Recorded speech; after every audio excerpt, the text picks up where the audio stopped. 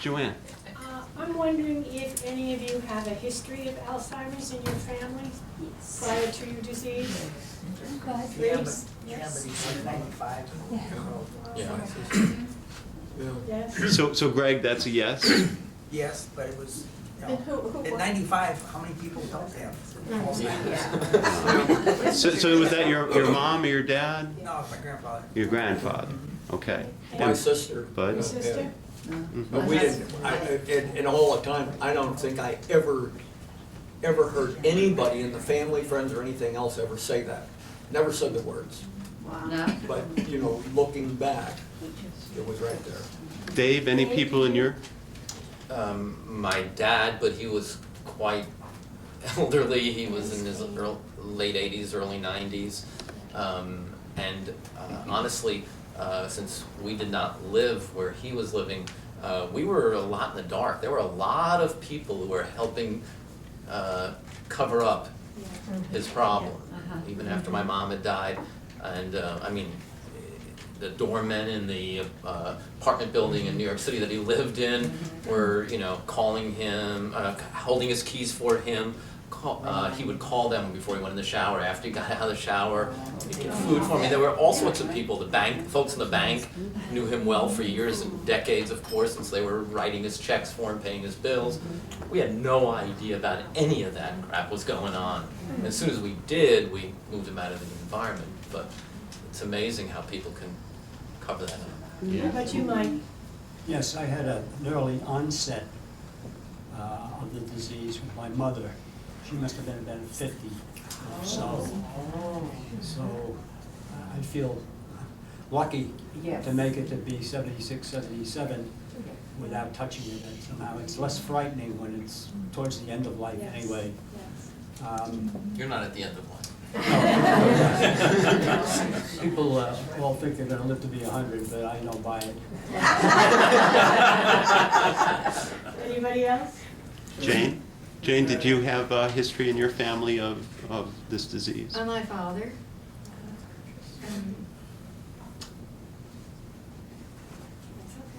What about him? I've forgotten. He was probably about 70. He was an airline pilot. Mhm. Whoa.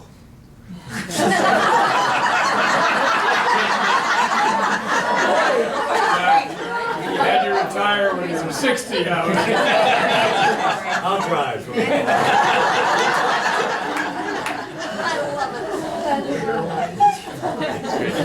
Jack, how about you? Anyone in your family? Not that I'm aware of. Okay. As I said, my father did, and I've already told my nephew and the family, I'll be 85 next week. And I said, living by myself, I still feel independent. But if there's ever a time where they're concerned about me, I said, take me up to Michigan, because that's where the family tree is. And I said, find a facility, and if I get 2 meals a day, have a television and a telephone and someone to talk to, I'll be a happy camper. I think you guys don't even have to visit me, just want to pick up the phone and say, hello, how are you? My mother passed away down here, and of course we had the funeral service up in Michigan. And mother was cremated, and driving home to Michigan every night, I would take the tote bag. I said, Julia, you're going into the motel with me because I don't want you ending up in Virginia. So I'm going to stay with the family that we do this before I get that bad. Just take me up there, and if my mouth can go, I'm happy. Awesome. Walt, how about yourself? Any family history? Yeah, we could never afford it.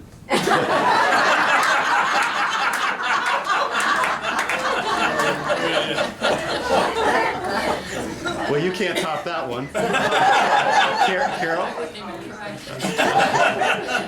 No, not that I know of, not that I know of, heard of.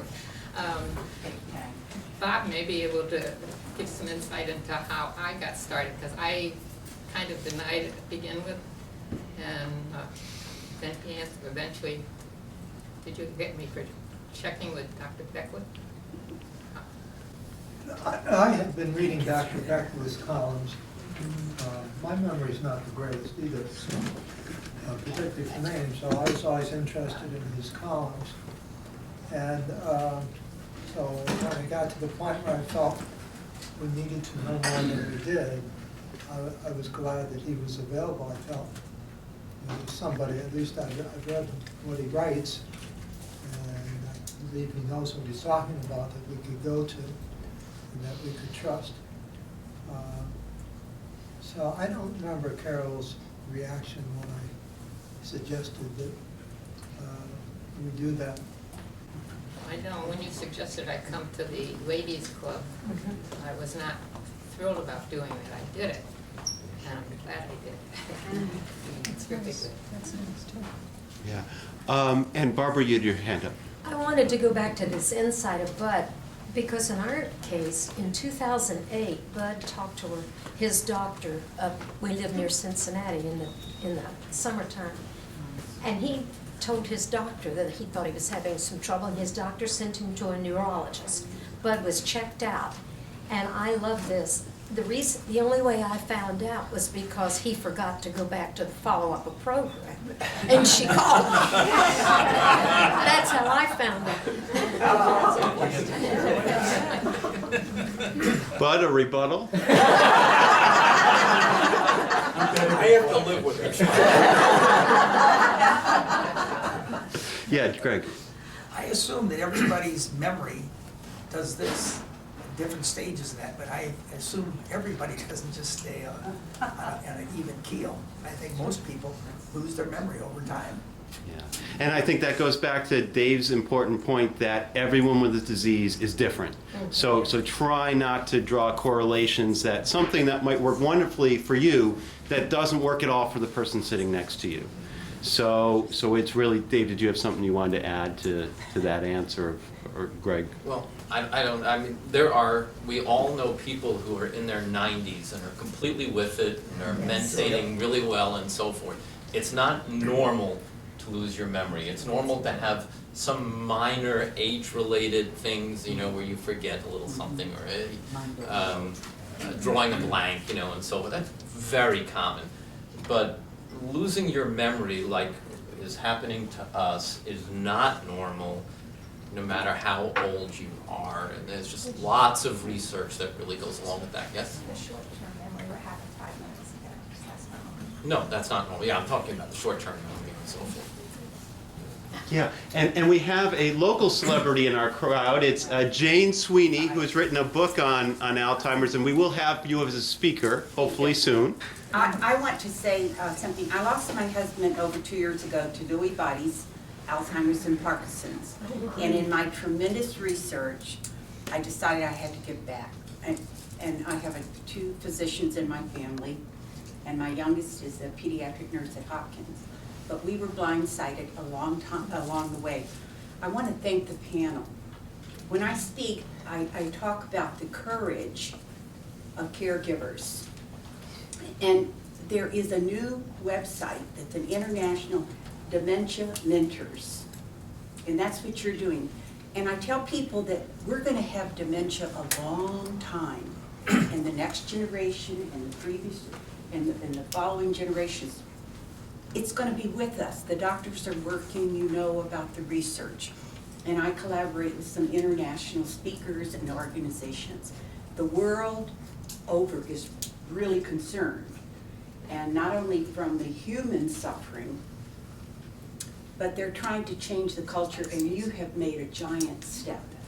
And we're working with presenting programs to medical students and nursing students so they can diagnose it earlier. I mean, my own experience was many neurologists didn't have a clue what Lewy bodies was.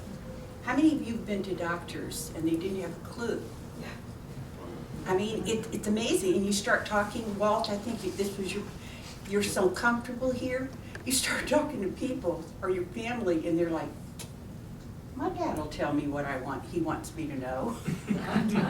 So thank you, and you are really changing the culture. We're also trying to change the culture of caregiving. All of you have addressed the fact that caregivers wear out, and sometimes they don't make the journey to the end. And that's what we're trying to do, to fortify the caregiver. And the love that you have in your hearts is amazing, and that's what's the only thing that lasts. Thank you. Thank you, Excellent, all thank of you.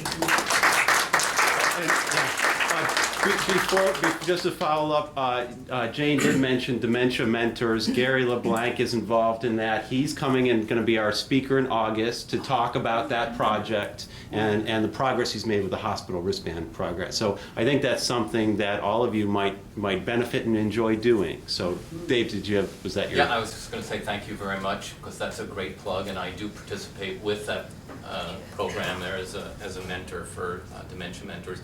And what it tries to do is it tries to hook up the newly diagnosed patient with somebody who has the disease and can really relate to what's going on for that individual. And it's done virtually online. It's a wonderful program, and it's amazing just to find a peer that you can share your experiences with.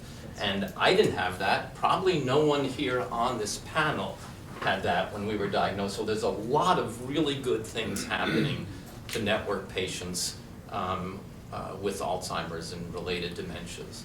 I have a Facebook page. I'm going to put in a plug for it right here. Again, being social is so crucial for us. It is so crucial, so important.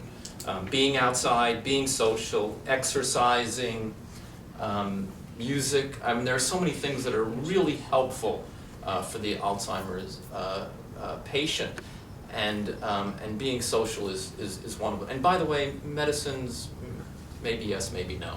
But if you're interested, I'll go into that another time. But I have a Facebook page where I'm trying to just get across the message, and my wife and I, that you can do well, you can live well. So it's called Living Well with Alzheimer's, and I encourage everybody to take a look at it and tell your friends, and it's a public page, and because I'm out of the closet as far as we've been sharing our activities and other things to try to educate people also, just like you mentioned, about the disease and about what we're like, and you know, we can do well. You're